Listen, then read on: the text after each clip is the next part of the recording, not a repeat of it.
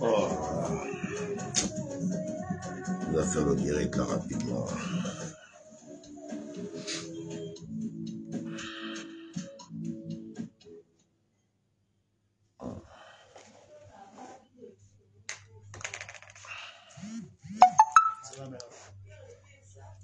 D'accord.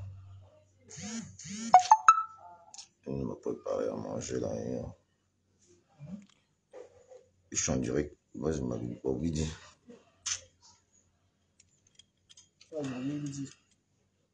Non, direct.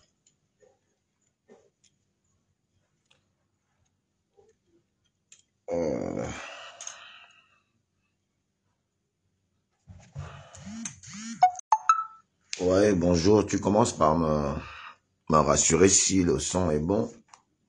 Le premier venu déjà me rassure. On va faire cela très rapidement pour répondre à Chocolat des filles. Ce petit frère que j'aime beaucoup parce qu'il est d'une lucidité incroyable.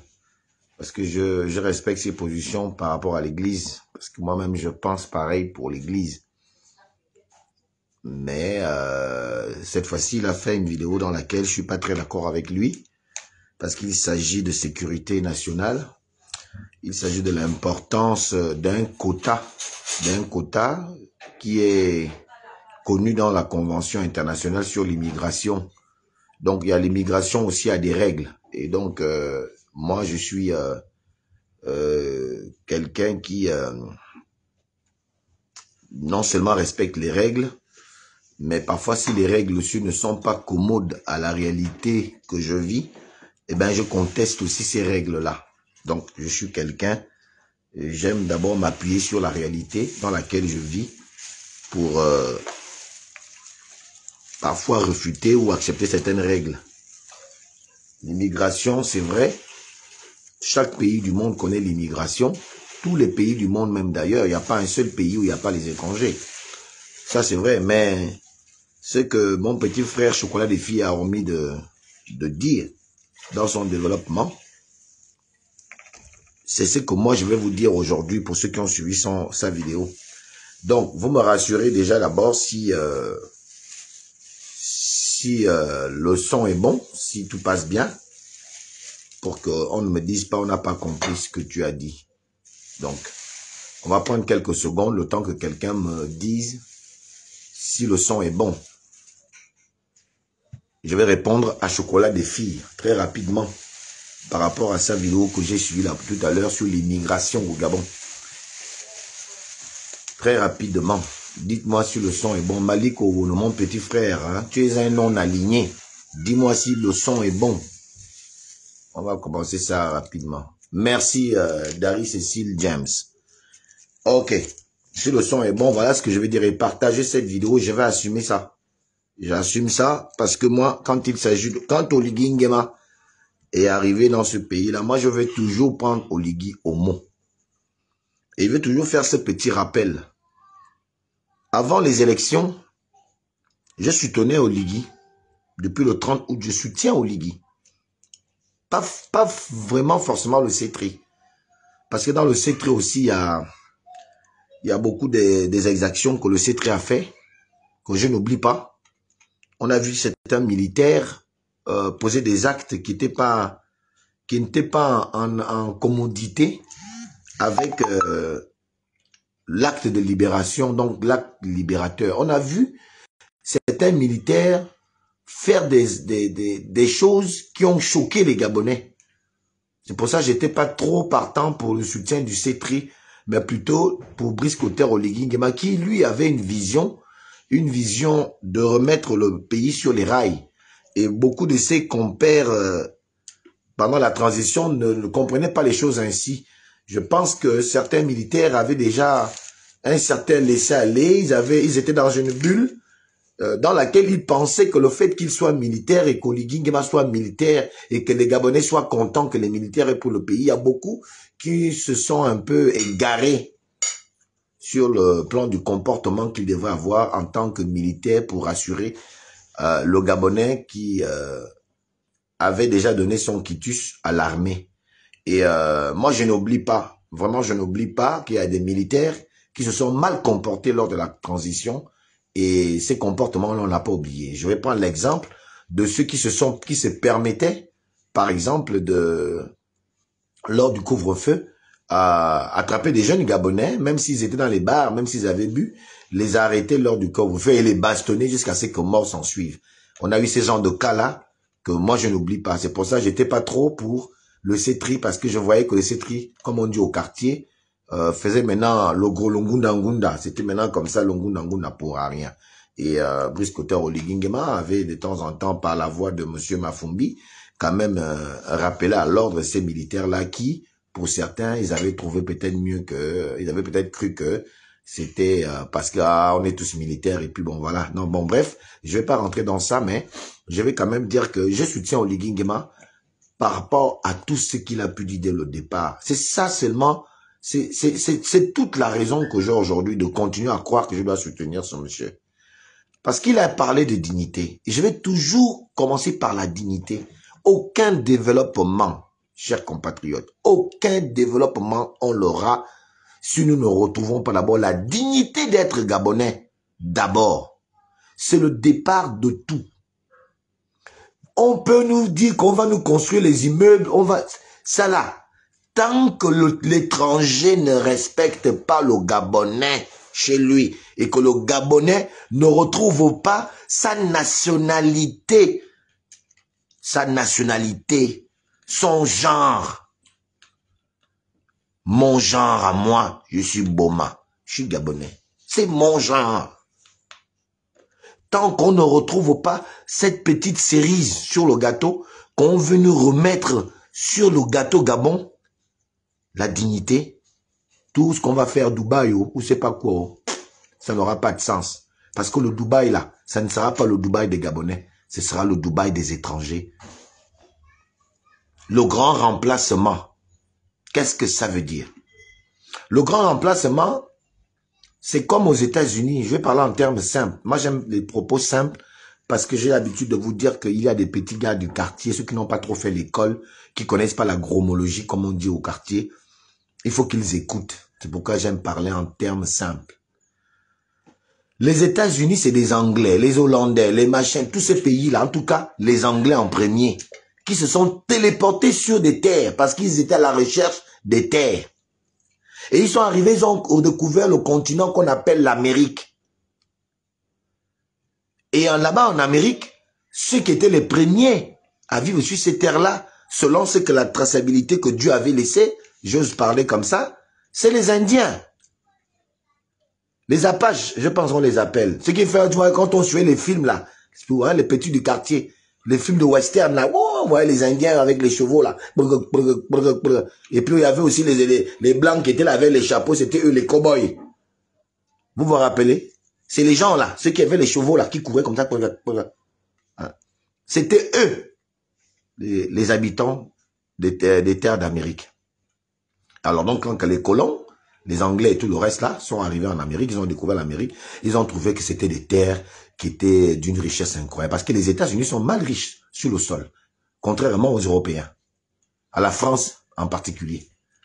Les États-Unis, ils ont un sous-sol, ils ont un pétrole même que, d'après ceux qui connaissent, qui ont fait ces sciences-là, disent que le sous-sol américain regorge du pétrole qu'ils n'ont jamais exploité. Ils prennent le pétrole ailleurs, ils vident le pétrole des autres, mais chez eux, il y a aussi le pétrole.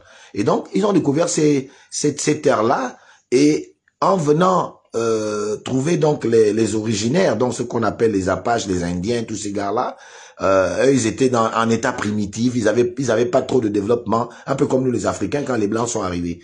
Et donc, il y a eu cette ruse dominatrice, et finalement, ils ont pris possession des terres d'Amérique. Et ce sont eux, les étrangers qui sont arrivés en Amérique, qui sont aujourd'hui les Américains. C'est eux qui sont au devant de la scène, et ceux qui sont les autochtones sont déjà dans on les met maintenant dans les endroits où ils sont comme si c'était des animaux en fait. C'est-à-dire quand tu arrives aux États-Unis, si tu veux voir les autochtones, c'est comme si c'était des animaux qu'on garde dans un zoo, tu vois non? Et puis quand tu veux voir un peu des animaux que tu n'as jamais vus et puis on t'amène là-bas, hein, ils sont casernés dans un coin, voilà, c'est chez eux, dans un petit endroit, et ils sont là comme des objets, et les gens viennent les regarder, oh, ça c'est des Indiens, oh, c'est des Indiens. Vous voyez un peu? Donc, Oui, des Amérindiens, si tu veux, les Amérindiens, c'est ça. Alors, aujourd'hui, maintenant, ce sont tous les étrangers qui sont allés aux États-Unis qui sont les Américains. Bref, on va me dire, oui, bon, c'est normal, tout ça. Aujourd'hui, la multiplicité des cultures a permis aujourd'hui que les États-Unis ont prouvé que c'est ensemble qu'on peut être fort. C'est pour ça que les États-Unis sont forts. C'est une excuse qu'on a trouvée aux États-Unis. C'est une excuse, mais qui est aussi une réalité. Mais même aux États-Unis aujourd'hui, ils combattent l'immigration. Pourquoi? Parce que les États-Unis sont dans une immigration sélective. Si tu es un Africain, tu vas apprendre aux États-Unis et que les États-Unis remarquent que ah, ce gars est drôlement intelligent, que tu es d'une intelligence incomparable, par exemple, ils vont tout faire pour te faire devenir américain. Parce que tu vas apporter quelque chose. Mais chez nous, on prend tout et pour tout. Les gens viennent la nuit dans les bacs, dans les pirogues. Ils rentrent dans nos frontières, ils arrivent au Gabon. Le lendemain matin, c'est lui qui est maintenant chef chez toi. Ce n'est pas la même chose. On n'a pas encore été envahis au point que les Gabonais ne sont plus Gabonais chez eux. Nous ne sommes pas encore dans le contexte des Amérindiens, si vous voulez. Nous sommes encore Gabonais, on est encore capable de dire, oh, attention. Mais moi, je vous pose une question, monsieur Chocolat des filles. Est-ce que monsieur Chocolat des filles, quand vous dites que, oh, ceux qui disent que Ibrahim, comment il s'appelle le président du machin là, ils ont tous les mêmes noms là. Le président de Guinée, de Burkina Faso, là. Ibrahim, donnez-moi un peu le nom, là. Ils ont tous le nom, Ibrahim, Mani Touré, c'est les mêmes noms. Hein? Parce que le chocolat des filles a fait une vidéo dans laquelle il parle du fait que des Gabonais lui auront dit que, oh, comment, toi qui soutiens le président du Burkina Faso, voilà, les Burkinabés rentrent au pays sans passer par les règles. Ils sont en train de nous envahir et tout ça. Et toi, tu es là, tu soutiens leur président et tout, et tout, et tout, et tout. Et que si leur président il était aussi bon que chez eux, c'est bien. Pourquoi ils viennent encore chez nous nous envahir, ils n'ont qu'à rester chez eux? C'est une réaction que certains Gabonais ont peut-être eu, cher petit frère Chocolat des filles. Mais ta réponse, j'ai pas apprécié la réponse. Parce que tu réponds à ces Gabonais-là en leur disant que est-ce qu'il n'y a pas les Gabonais au Sénégal? Est-ce qu'il n'y a pas les Gabonais au Mali? Est-ce qu'il n'y a pas les Gabonais aux États-Unis? Est-ce qu'il n'y a pas les Gabonais? Mais bien sûr que si, petit frère, qu'il y a des Gabonais là-bas. Mais la question n'est pas que est-ce qu'il y a les Gabonais aux États-Unis? Est-ce qu'on refuse que les étrangers viennent chez nous? Ce n'est pas là le débat. Vous déplacez le débat. Le débat est, quand ces frères arrivent ici, quel est leur comportement? C'est ça, le débat. Le débat n'est pas qu'on refuse que les étrangers viennent au Gabon. Mais c'est quelle qualité d'étrangers que nous encaissons chez nous? Je vous ai souvent donné des exemples. Il y a Seydou Kane, qui est naturalisé gabonais. Mais avez-vous déjà entendu Seydou Kane tenir des conférences de presse pour narguer les Gabonais, pour venir parler mal aux Gabonais? Vous avez déjà vu seulement Seydou Kane venir parler, répondre aux Gabonais sur quoi que ce soit, et pourtant, il a insulté des Sénégalais, des Maliens, d'apatrides et tout ça, de beaucoup de noms. Mais Seydou Kane n'a jamais réagi, parce qu'il sait d'où il vient, et il respecte le Gabonais d'abord. C'est pourquoi moi, ce monsieur, j'ai l'habitude de prendre sa part, quand les Gabonais veulent trop l'attaquer. Au-delà de tout ce que vous pourrez venir vous malaxer, comment on appelle ça? Vous malaxez la tête pour dire oui voilà il a dû le payer, parce que pour vous quand on reste un peu cohérent sur quelque chose, on a payé les gens. Non, il y a des gens qui réfléchissent. Moi les exemples de Seydou Kane, c'est des gens que moi je peux protéger au Gabon. Ah oui, je vous dis ça clair, parce que j'aime quand quelqu'un est à sa place. Seydou Kane vous prouve par A plus B au Gabon que au-delà de tout ce qu'on va dire à Seydou Kane, je n'ai jamais vu Seydou Kane se comporter comme Akombesi. Je n'ai jamais vu Seydou Kane se comporter comme les Osséni. Je n'ai jamais vu Seydou Kane se comporter comme beaucoup de Togolais ici qui se prennent pour je ne sais quoi dans ce pays. Je n'ai jamais vu Seydou Kane se comporter comme ça. Il y a plein d'autres naturalisés gabonais que je peux citer ici qui se comportent Voilà, Ibrahim Traoré. Merci, Glorious Blessing. Non, il y a des gens qui arrivent au Gabon, qui prennent la nationalité, qui respectent les Gabonais, qui font même tout pour être comme des Gabonais, parler nos langues, notre culture, marcher comme nous, faire des choses. Il y a des étrangers comme ça qui se sont naturalisés au Gabon et qui ont ce comportement-là. Pourquoi on ne parle pas de ces étrangers-là? Est-ce qu'au Gabon, il n'y a que les Béninois, les Togolais, les Sénégalais, les Maliens, les Burkinabés? Il y a d'autres nationalités qui sont là. Les Cap-Verdiens sont là. Vous entendez parler des Cap-Verdiens? Il y a les Égyptiens qui sont là.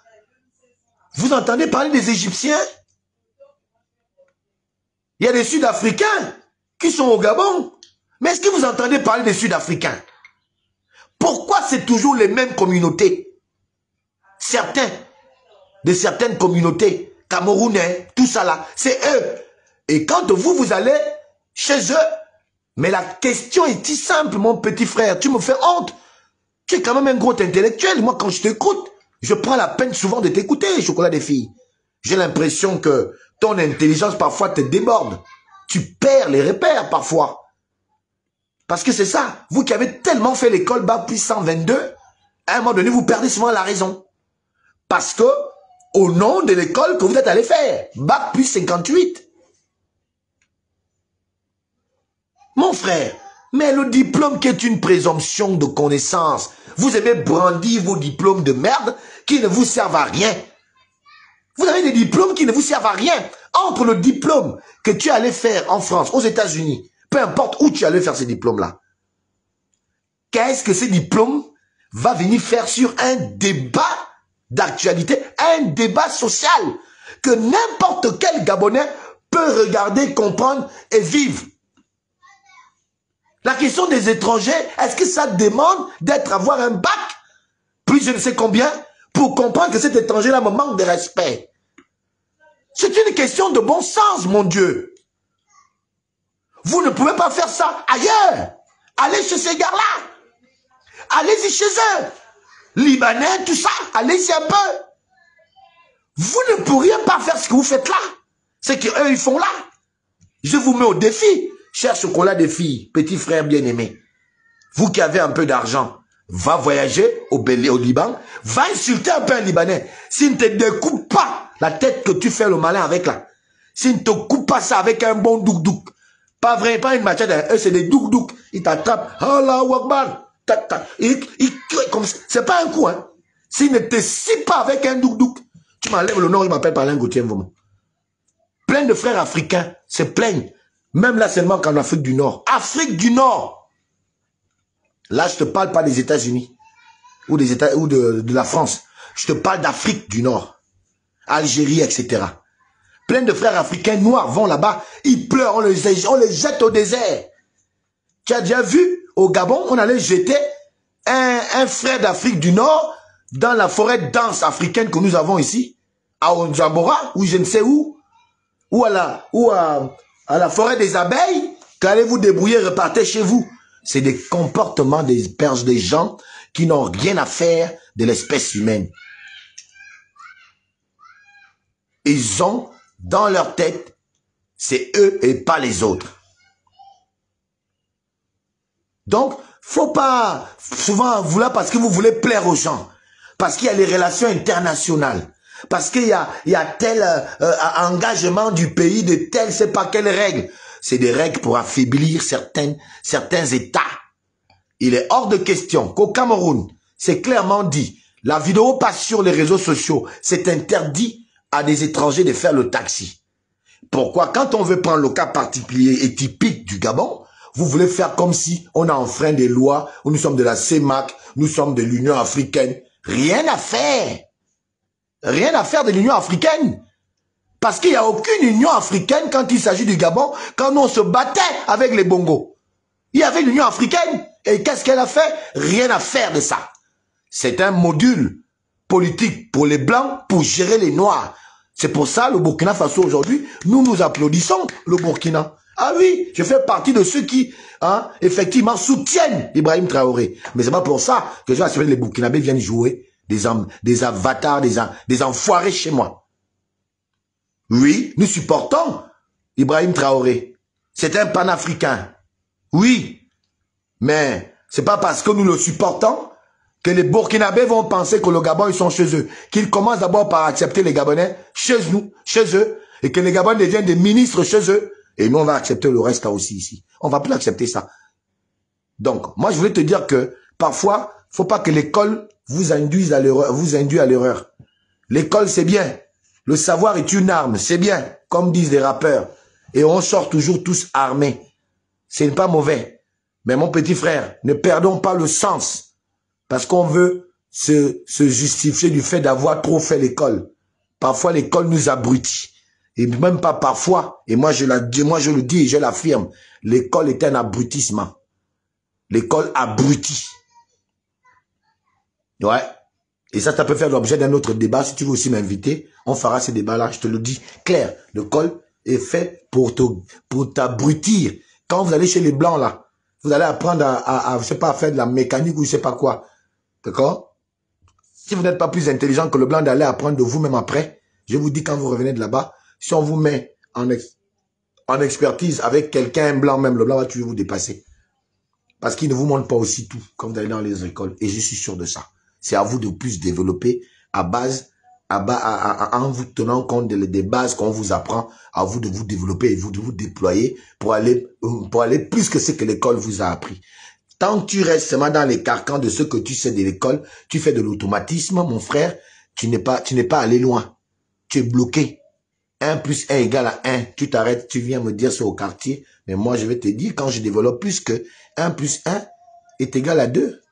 Parce que moi, l'école m'a dit 1 et 1 font 2. Mais si je t'ai pas fait chimie, mais la chimie aussi te dit que 1 égale à 1.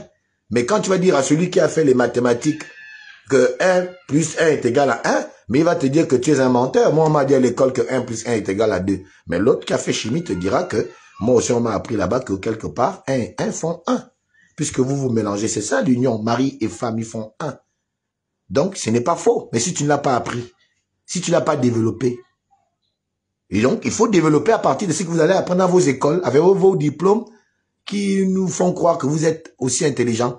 Là, quand tu es un intellectuel, ça a une signification. Tu as compris ce que je te dis? Un intellectuel, ça a une signification. Un diplômé a aussi une signification. Il y a là, en troisième partie, un intelligent. Les trois choses-là, ce n'est pas pareil. Être intellectuel, diplômé et intelligent, c'est trois choses qui ne sont pas pareilles. Mais quand tu as les trois là, mon frère, tu es une bombe.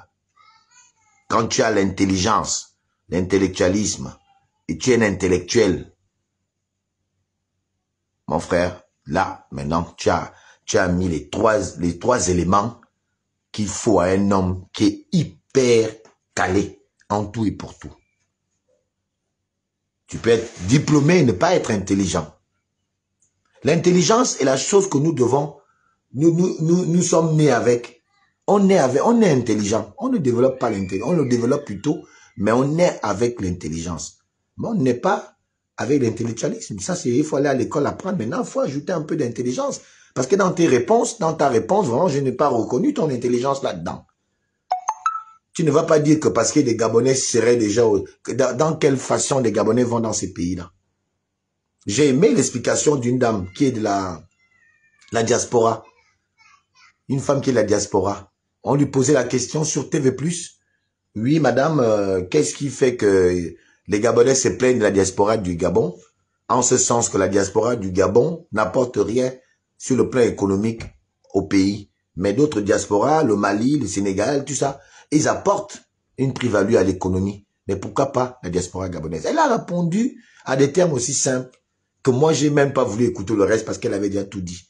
Elle a répondu ceci. Et je le pense.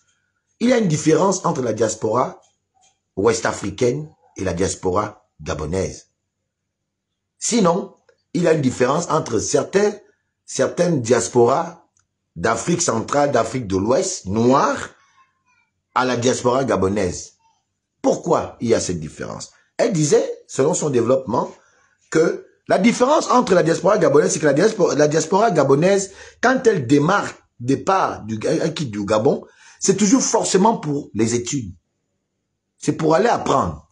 Or, le schéma qu'empruntent souvent d'autres diasporas qui sont soutenus parfois par des familles, leurs familles, parce que pour eux, l'avenir était en Europe, puisque eux, ils font pas trop beaucoup l'école. Donc, eux, ils sont beaucoup plus dans la tête, c'est les entrepreneurs. Ils sont entrepreneurs dans le départ. Ils connaissent le commerce. Ils savent vendre tout petit, ils vendent déjà les arachides.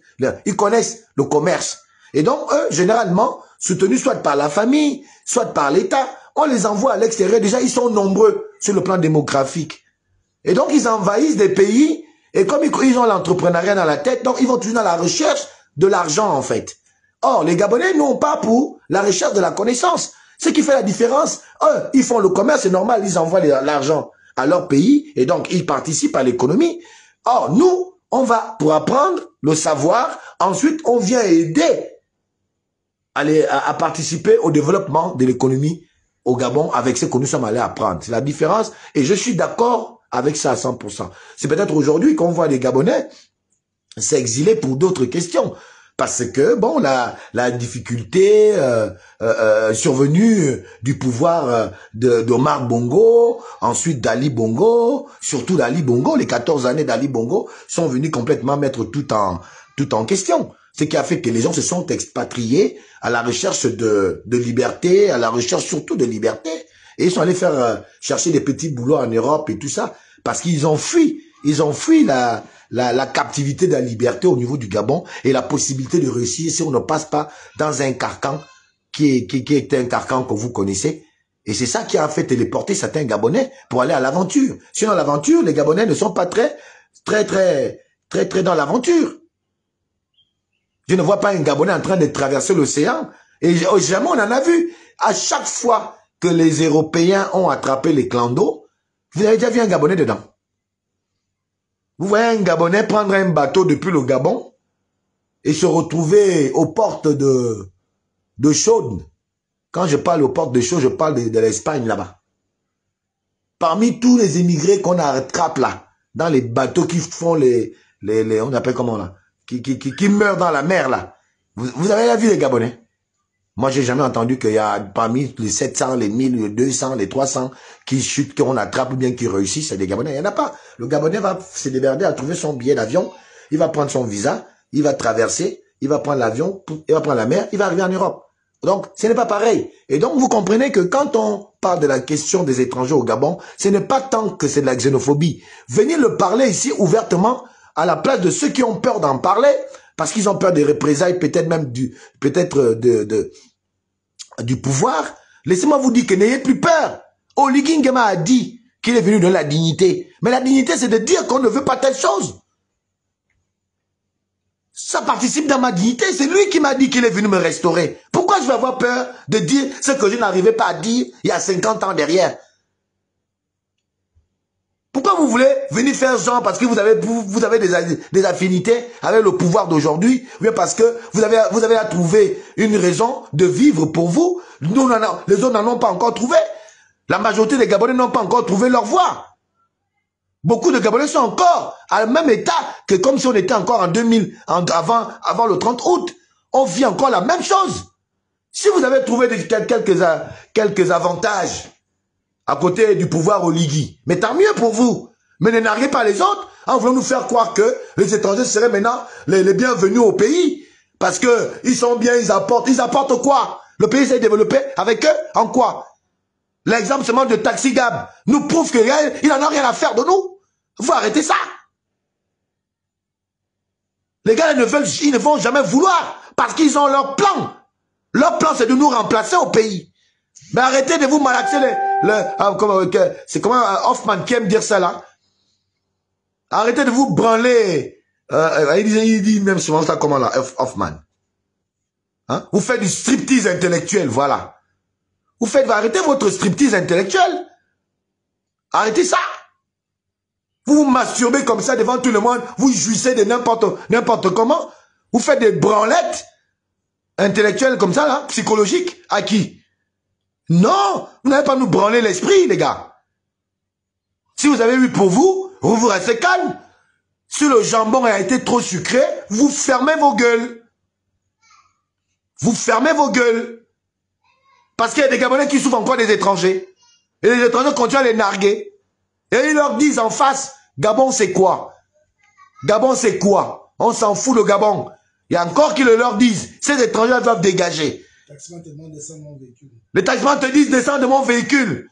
Parce qu'il y a l'embouteillage. Ils refusent de perdre 10 minutes. Parce qu'il doit aller prendre un autre Gabonais qui va payer 500. Les taximans refusent. Aujourd'hui, tu donnes la course. La course, c'est 2000. Tu donnes 2000. Il te dit qu'il faut payer 5000. 10 000. Alors que l'État a régulé ça. C'est 1000 francs. C'est 1000 francs la course. On n'a jamais changé ça. Et vous croyez que nous, on doit accepter ça? On peut faire ça chez eux? C'est eux qui gèrent l'économie, qui disent les prix. Ils dictent tout ce qu'il veut. Le président dit que lui, il est à 1000 francs. Aujourd'hui, ils sont repartis à lui à 1200. Vous croyez que c'est sérieux ça? C'est bien ça? Les finances donnent des montants. Mais enfin, l'État régule. Eux, ils font comme ils veulent. Dès qu'on veut essayer de durcir un peu leur secteur, ils font la grève, ils disent que, bon ok, non, on ne transporte plus les Gabonais. Mais parce qu'ils savent qu'on leur a donné le moyen de pression sur nous. Dès qu'ils vont à l'église, à la mosquée, on est bloqué. On ne peut plus manger le pain. Ils savent où ils nous tiennent. Et donc quand on revendique ça, pour avoir notre autonomie, notre liberté, notre souveraineté, et vous venez dire que, oh, il y a aussi les Gabonais aux États-Unis. Mais enfin, vous vous branlez avec quoi là? Ils ne respectent pas nos mères, nos mamans. Quel Gabonais va aux États-Unis ou bien dans n'importe quelle ville, à part s'il boude sur le fait que les autochtones abusent de lui. Il va peut-être se dire que bon, je suis quand même un être humain, mais avec élégance, en portant plainte. Jamais un Gabonais dira à un Camerounais que moi je suis plus Camerounais que toi, va te faire foutre. Le Cameroun c'est quoi? Jamais un Gabonais le dira au Sénégal. Moi-même j'ai été au Sénégal. Je connais le Sénégal.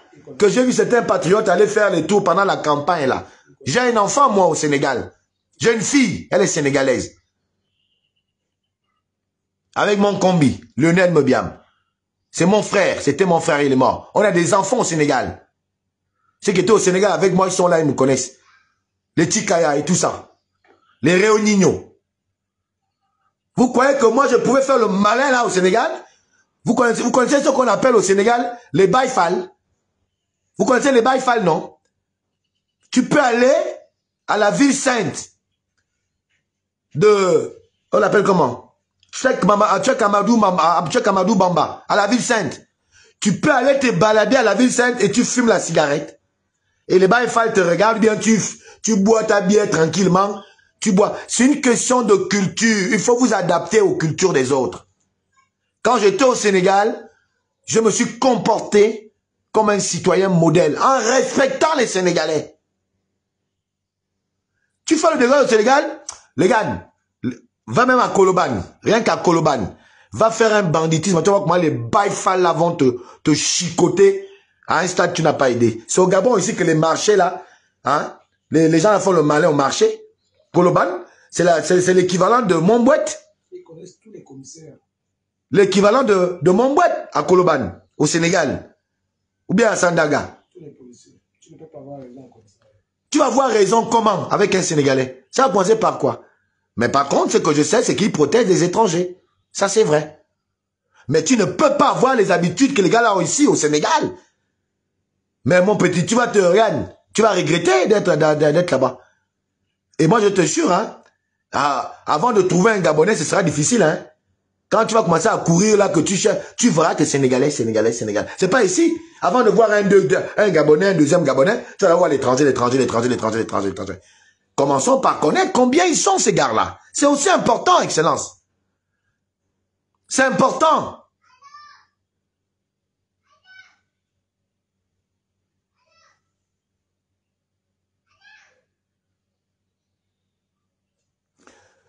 Akenenge Sosten Agno. Tu dis, j'espère que lorsque tu seras bombardé de francs CFA, tu garderas toujours la même logique. Nous savons que la bouche vide parle et la bouche pleine ne parle plus. Bon courage. Je te comprends, tu ne me connais pas. Tu es déjà habitué à des gens comme ça. À certains qui sont revenus des États-Unis, On dit, Ali Bongo dégage. Et puis quand ils sont arrivés au Gabon, ils sont mis à Oligui Nguema, ils ont oublié. Mais demande à ceux qui me connaissent. Mon frère, tu sais pourquoi depuis 2 ans Oligui est incapable de m'appeler à ses côtés? Il faut aller chercher ça. Hein? Parce que les gens de Gabonais, que tu veux me mettre un peu au dos là, en ironisant là, regarde, je connais pas ça. Tu m'entends? À Kenenge Sosten, à Agnon. Je m'appelle Alain Gauthier Mvomo. Avant de venir faire ce genre de choses, appelle des gens qui me connaissent. Il y a Sosten Orphée Lendjidi, Ibola, qui est là. Prends son, appelle-le, même par SMS, Messenger. Demande-lui que Alain Gauthier, c'est qui? Regarde, mieux. Tu as vu la vidéo qui a fait le tour du monde là? Quand je dis au sénateur qu'on ne m'appuie pas, appelle le sénateur là, Monsieur Malanda. Demande-lui que Alain Gauthier, c'est qui? Tu sais pourquoi les gens comme les Malanda, les Alain Gauthier, on est parfois mis à côté. Bref, je ne suis pas obligé de te répondre. De toute façon, ce qui est sûr, c'est que moi, je sais qui je suis et je sais ma valeur, je connais qui je suis et je ne changerai pas. C'est vrai, quand tu arrives au gouvernement, si jamais tu es au gouvernement, il y a des règles. J'ai dit que je respecte les règles. Je suis un peu un petit genre de Fumboula. Mais en mieux que Fumboula. Tu comprends? Donc, quand je parle là, je ne cherche pas à manger. Je ne cherche pas à manger. Je sais que je n'en ai pas. Je n'ai pas à manger. Ça, c'est clair. Je n'en ai pas. Mais je ne cherche pas non plus à manger. Je fais comme dit la chanson du frère camerounais qui aujourd'hui est assis avec la chanson qui avait un talent. Il a mis son talent au devant de la scène. Il a chanté. Et le gars qui chante, comment il s'appelle ce Camerounais là? Lui qui chante que prends ce que Dieu te donne, c'est ce que Dieu me donne, c'est ça que je prends. Comment il chante même ça encore ce gars là? Le Camerounais là. Ah, j'ai oublié la chanson. Moi, je prends ce que Dieu me donne. C'est ce que Dieu me donne, c'est ce que je vis avec. Le jour que Dieu me donne plus, je vais me m'adapter. Si Dieu décide que je sois ministre un jour, je vais m'adapter à être ministre. Mais un ministre qui respecte toujours les Gabonais, qui respecte la dignité des Gabonais et qui veut que les Gabonais soient dignes. Je ne serai pas le ministre qui va oublier que il est Gabonais avant d'être ministre. Je ne suis pas le genre de ministre qui va oublier que avant qu'il ne soit ministre, il était avec des frères au quartier sans manger les chocolats beurre avec le coca. Je ne serai pas le genre de ministre qui va oublier que il a une histoire et il a un combat. Non. Je ne suis pas le genre de ministre qui rentre dans les sectes, qui rentre dans des choses façon que mon père m'a pas montré au village. Si un jour je suis ministre, je ne serai pas le ministre qui roule en voiture et salue le peuple à peine. Si je suis ministre un jour, je serai le ministre que les gens vont venir chercher assis dans son village pour être candidat aux députations. Si un jour je suis ministre, je serai un ministre de la République. Et la vraie République. La République gabonaise. La République de la citoyenneté. Et de la vérité. Si un jour, je suis ministre. Donc, bref, donc je voulais dire ça à Chocolat des filles, que oui, nous ne sommes pas contre l'arrivée des étrangers.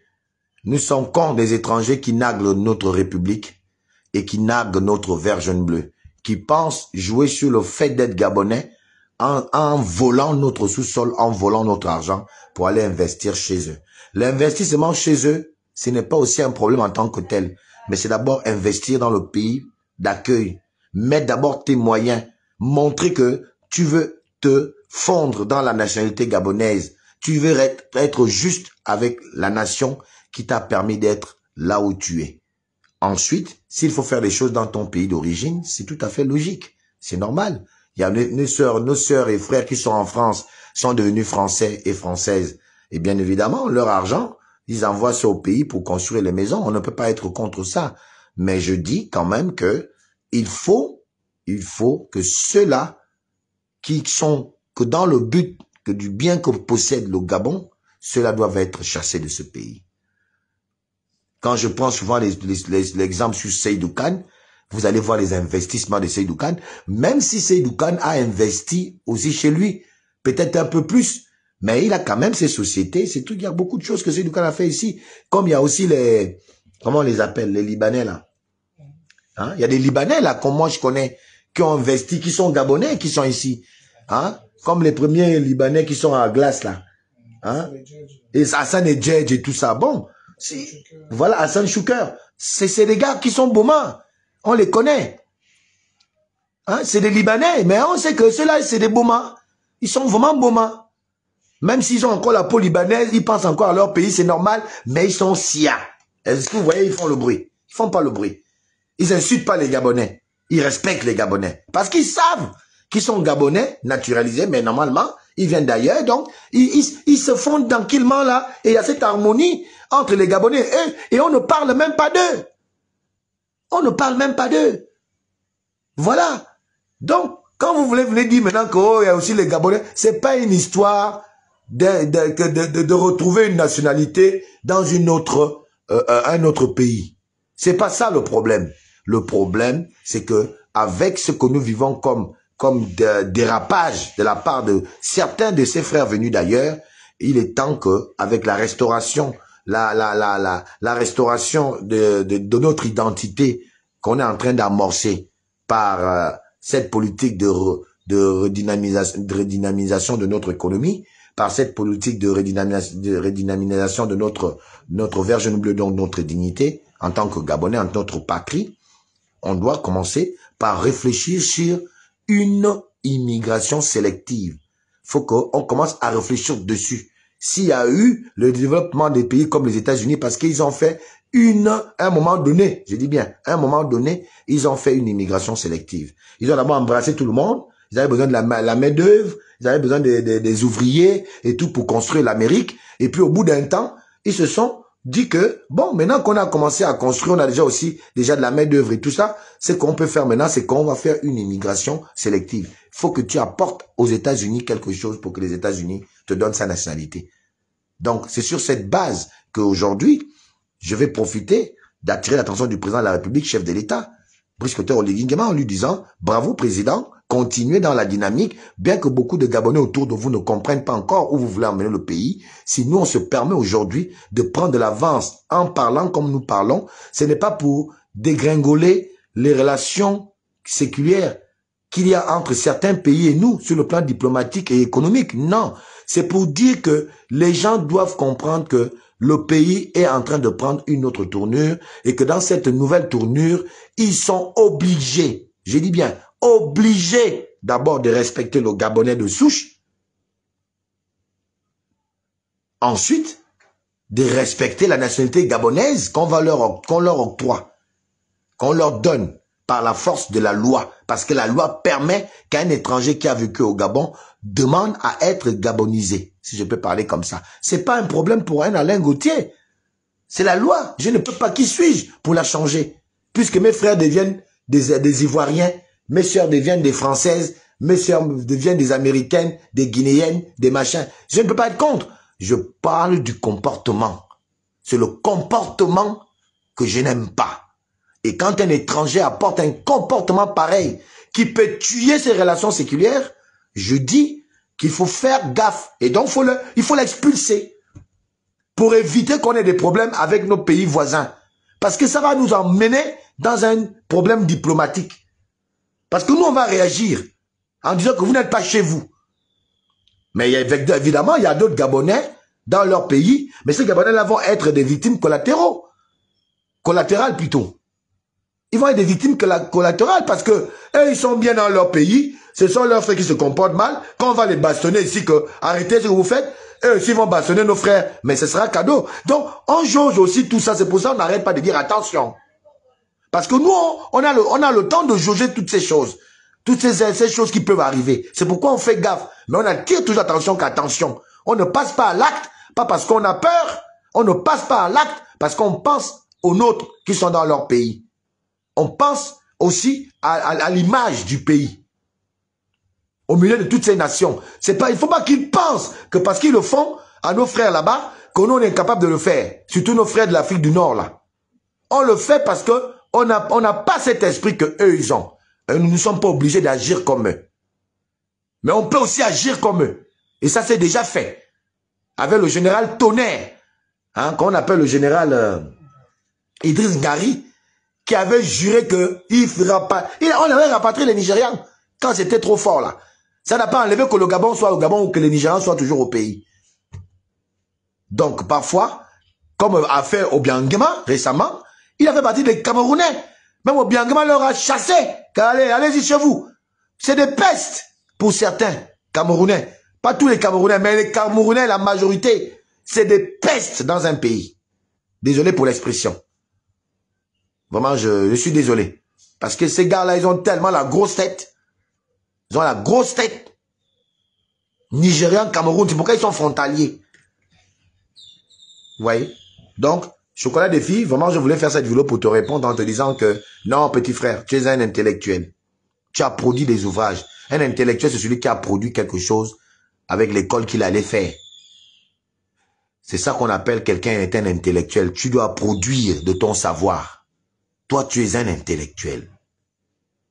Tu ne peux pas dire aux Gabonais, à la seule raison, comme tu l'as fait dans ta vidéo, que est-ce qu'il n'y aurait pas les Gabonais dans ces mêmes pays? Le problème n'est pas qu'il y ait des Gabonais, des étrangers ici ou des Gabonais ailleurs. Le problème, c'est quel comportement? C'est le respect. Comme nous respectons chez eux, qu'ils respectent chez nous et avec nous dedans. C'est ça, la problématique. Voilà. C'est ce que je voulais dire à mon frère Chocolat des filles, un bon entendeur. Un bon entendeur s'aligne, comme on dit. Mais je m'en vais quand même, avant de couper le live, lui dire que je te respecte, cher petit frère. Tu es d'une clairvoyance que j'apprécie. En ce qui concerne ton combat contre l'Église, je suis de tout cœur avec toi parce que je pense comme toi. L'Église est un fonds de commerce. L'Église a été la conception d'une entité extrêmement intelligente. C'est l'extrême connaissable qui a créé l'Église. Et je ne crois pas non plus à l'Église. C'est une œuvre humaine, très intelligente. Ils présentent quelque chose que eux-mêmes ne croient pas. On a même vu récemment le cardinal refuser de faire les bisous à un cardinal noir. Depuis que le pape là est mort là, votre pape, il a embrassé les autres cardinaux qui étaient blancs. Quand il est arrivé chez le noir, il a dit, il a donné la main. Il allait encore chez le blanc. Il s'agit d'une guerre de race qui est déclenchée depuis le départ des connaissances des blancs contre les noirs, des blancs contre les jaunes, des blancs contre tout le monde. Et je vais sortir par là, à moi de leur répondre sur la couleur des peaux à ces petits extrémistes blancs, à ces petits concurrents vexés par la peau noire et la force du noir. Je vais leur dire que en réalité, il n'y a pas de blanc et il n'y a pas de noir. Il n'y a non plus pas de jaune. Nous sommes tous de la couleur brun. Nous sommes tous bruns. Tout le monde entier est brun. Il y a les bruns foncés, il y a les bruns clairs et il y a les bruns plus clairs. C'est la mélanine. C'est seulement la mélanine qui donne cette couleur de brun là à chacun différemment. Quand tu vois un noir, c'est du brun foncé. Il est brun foncé. D'autres sont bruns clairs. Et d'autres bruns très clairs. C'est vous les blancs et tout ça, c'est la mélanine. Donc, il n'y a pas de différence. Nous sommes tous humains. Le même sang qui coule dans vos veines. Si vous tuez A+, si on prend A+ chez moi sur un blanc, ça passe. Ça veut dire qu'on a le même sang. Et nous avons la même peau. Couleur de peau, mais qui change à cause de la mélanine. Et donc, par le fait que chacun de nous, nous sommes en réalité tous bruns. D'autres sont bruns foncés.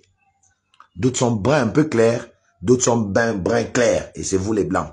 Donc, votre mensonge à vouloir nous faire croire que vous avez une autre peau et que nous avons une autre peau, vous êtes des menteurs. Nous avons tous la même peau, mais seulement à des différences de couleur à cause de la mélanine.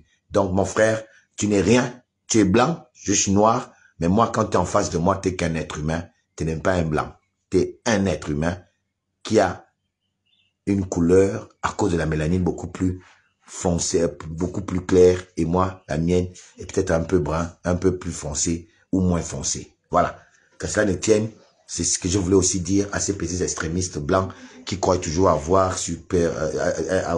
la supériorité sur le noir, alors que c'est le noir qui crée tout. C'est le noir. Et je veux vous dire que ombre et lumière. Qu'à ça ne tienne, je suis Alain Gauthier, vraiment votre humble serviteur, la voix des sans-voix, le petit marteau qui vient casser gros mensonges établis en République gabonaise. Vous l'aurez compris, le haut-parleur, très souvent placé au centre des viseurs. Alain Gauthier, vraiment, je vous remercie. Force et honneur à la patrie. C'est enfin notre essor vers la félicité. À la prochaine vidéo. Merci.